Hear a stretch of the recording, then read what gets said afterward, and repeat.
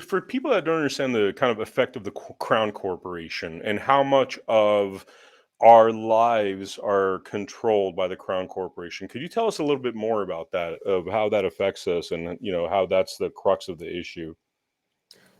Well, it's just, we have this idea in the United States that we're super tough and we just kicked these mean old Brits out and, we just won and that was that. It was settled, so on and so forth. And if you look in the British history books, they tell a completely different story. And kind of the idea is they've been trying to get us back for this whole time.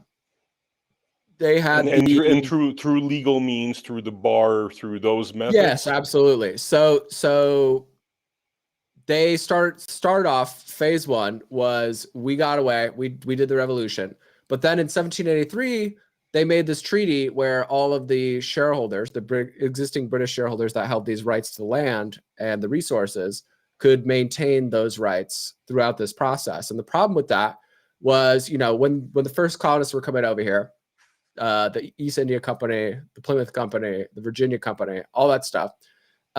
It was such like a corporation that ruled the land, and I think they got some huge cut of the timber, of the silver, of the gold, all that stuff. So when those companies dissolved, those rights got transferred to shareholders, and then those shareholders had their rights reaffirmed by this Treaty of 1783. So right off the bat, we were in not a good spot. And a lot of people, if you look at the letters, were writing George Washington saying, hey, what is going on here? This is, we were trying to kick these people out and you just let them have it right back. Fast forward a little bit. We set up a national bank of the United States. And that national bank, is intended, I think for most people saw that as a well-intended thing, right? But over time, it ended up being bought up by straw buyers that were controlled by the Rothschilds. So essentially it got recaptured by the preeminent British oligarch of the day. And so they dissolved it in 1811, and that caused one of the big reasons for the War of 1812 was to come try to get that back. In addition to dissolving that, the people of the day, the governing body of the day, who had their eye on the ball, that this Rothschild guy is this British agent trying to capture us. They tried to do this original 13th Amendment of the Constitution. So the 13th Amendment of the Constitution, not the original 13th Amendment. The original 13th Amendment was focused on, it was called the Titles of Nobility. And essentially what it was, it said anybody who is a agent of the crown, directly, indirectly, anything like that, or anybody with any royal title, you are not allowed to participate in American government, categorically, period, end of story. So when the British came over in 1812, they burned our capital, and they burned that document specifically to the ground.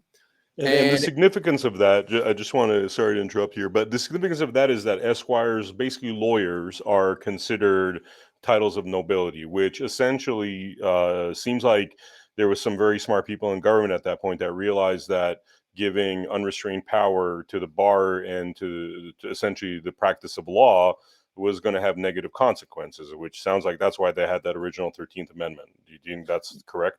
Yeah, absolutely. That was a big part of the reason, because the bar, right, is headquartered in that aforementioned City of London jurisdiction. So it's this shadowy organization that controls the law that's headquartered in this place that there's not really any rules.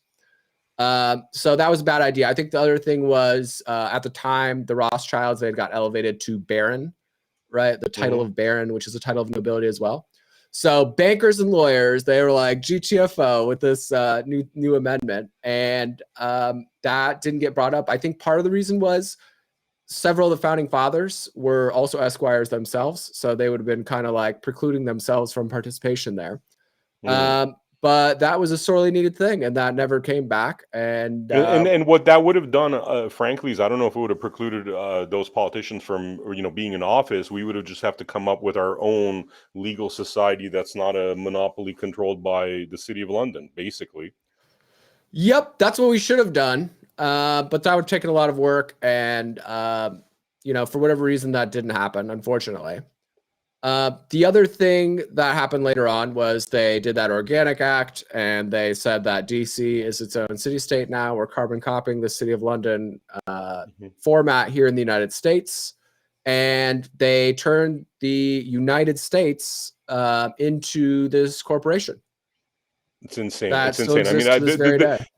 the significance of this. I mean, I just want to break this down to the viewer, because we always wonder, why are things unjust? Why do we have a like unjust legal system? Why is everything? There's an elite that has justice, and then there's like the little people, 99% of us, that don't see that same justice, and people wonder what's the root of that. And the way you break it down here in terms of the effect of going through these legal channels to essentially create laws, codes, regulations that are diminishing our God-given and constitutional rights is where the crux of this all lies, basically. Just ignoring our God-given constitutional rights at this point, right? Outright. Basically, yeah.